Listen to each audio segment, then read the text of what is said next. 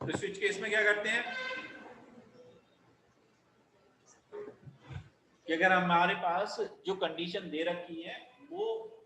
Continuous ना हो गए हैं, तो बहुत सारी मल्टीपल कंडीशन, लेकिन वो पर्टिकुलर एक स्पेशल कंडीशन को सेटिस्फाई करती है और उसके रिस्पेक्टिवली वो आउटपुट देती है। कि अगर हमें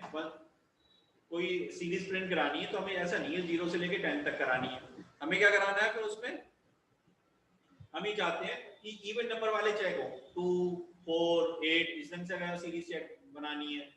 या हम ये चाहते हैं कि रैंडमली किसी पे भी पहले 3 प्रिंट हो जाए, मैं अपनी as per my requirement 7 print हो जाए, 7 अगर 3 पे ये वाली कंडीशन आउटपुट मिले, 7 पे ये वाला आउटपुट मिले, 8 पे ये वाला आउटपुट मिले। जैसे कि हम कह रहे थे कि अगर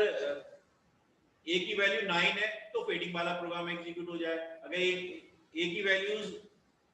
11 हो रही है तो कौन सा हो जाए कि ब्लिंकिंग वाला प्रोग्राम। इस ढंग से अगर आपको कुछ कंडीशन देनी होती है तो आप उसका यूज करते हो, स्विच केसेस का यूज करते हो। यहाँ सेम स्टेटमेंट बार बार एग्जीक्यूट नहीं हो रहा,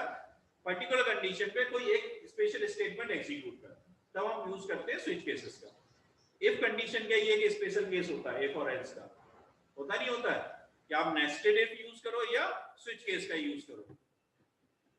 और हमें उससे आउटसाइड निकलने के लिए हम किसका यूज करते हैं, ब्रेक स्टेटमेंट का यूज करते हैं। जबकि इफ और एल्स में जैसी टर्मिनेशन कंडीशन क्या मिलती है कि अगर या तो इफ वाला ब्लॉक एग्जीक्यूट कर जाए, अदरवाइज एल्स वाला, और ऑटोमेटिकली वहां पे टर्मिनेशन के लिए यूज क्या किया जाता है, सेमीकोलन। यहाँ पे सेमीकोलन से टर्मिनेशन के बजाय हम किसका यूज करते हैं, आउटसाइड का निकलने के लिए ब्रेक का यूज करते हैं। तो ये कंडीशन रहती है कि केस 1 में जो भी वेरिएबल आपको यूज करना है उस वेरिएबल की कंडीशन के अकॉर्डिंग यहाँ पर केस बनते हैं। अगर हमने एक वेरिएबल ए डिक्लेयर कर रखा है तो हमने कह दिया कि ए की वैल्यू 1 हो, तब क्या स्टेटमेंट, ये वाला स्टेटमेंट एग्जीक्यूट हो, 2 पे फिर ब्रेक हो जाए, उसके बाद 2 पे ये वाला स्टेटमेंट एग्जीक्यूट हो। हम चाहते हैं 3 पे ना हो तो 3 हम नहीं करेंगे, या 3 और 4 5 पे तीनों पे सेम स्टेटमेंट एग्जीक्यूट हो तो 3 4 और 5 पे सेम स्टेटमेंट लिख देंगे एक साथ। इस ढंग से ये ब्रेक स्टेटमेंट एग्जीक्यूट करता है।